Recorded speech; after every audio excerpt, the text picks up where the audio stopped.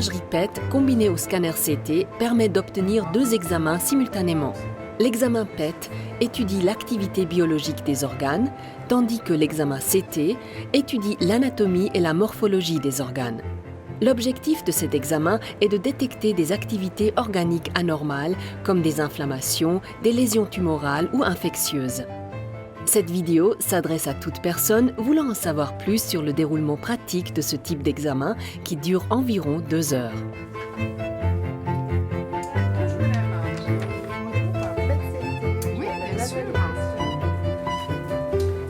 Bonjour madame. Bonjour. Vous êtes madame Christa, oui. Vous venez pour un PET scan? Oui.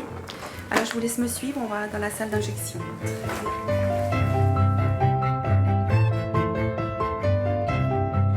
Avant que le médecin procède à l'injection de glucose, un laborantin mesure votre glycémie pour vérifier votre taux de sucre dans le sang. Ensuite, le médecin vous place un cathéter et injecte dans la veine du glucose faiblement radioactif. La dose de radiation est très faible et ne présente aucun risque pour le patient et son entourage. Ce produit a une durée de vie courte. Il a été préparé précisément pour l'heure de l'injection. Il est donc important d'arriver à l'heure au rendez-vous. L'injection se fait par voie intraveineuse et n'est pas douloureuse. Le produit injecté est un marqueur faiblement radioactif qui est un dérivé du glucose marqué par du fluor 18. Il s'agit d'un sucre qui circule dans votre corps par l'intermédiaire de la circulation sanguine. Il va se fixer sur tous les organes avec une préférence pour les organes qui travaillent le plus. Le marqueur radioactif permet ainsi de mettre en évidence l'activité biologique. Après l'injection du traceur, le médecin accompagne le patient vers la salle de repos où le patient devra attendre 1 heure que le produit injecté se fixe dans les organes et les tissus.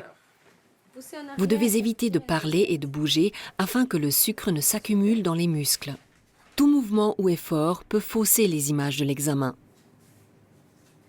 Après la période d'incorporation du produit, un technicien vient chercher le patient pour l'emmener à la salle d'examen après l'avoir invité à faire un tour aux toilettes pour vider la vessie avant la prise des images.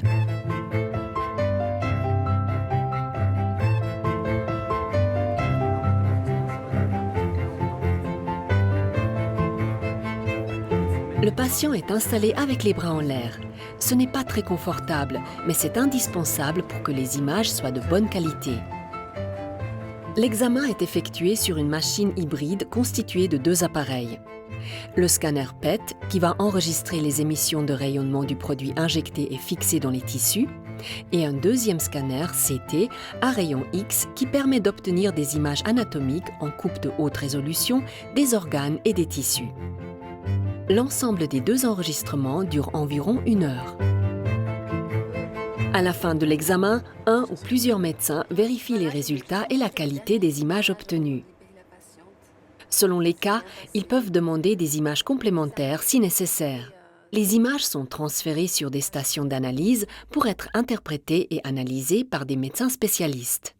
Tous les résultats sont transmis au médecin traitant qui reprend contact avec le patient pour la suite du traitement. Une fois l'examen terminé, le patient rentre chez lui. Le produit radioactif qui lui a été administré au début de l'examen est déjà en grande partie éliminé. Il est conseillé de bien s'hydrater pour l'éliminer encore plus vite. En vertu du principe de précaution, il est tout de même conseillé d'éviter d'avoir des contacts proches avec de jeunes enfants ou des femmes enceintes pendant quelques heures.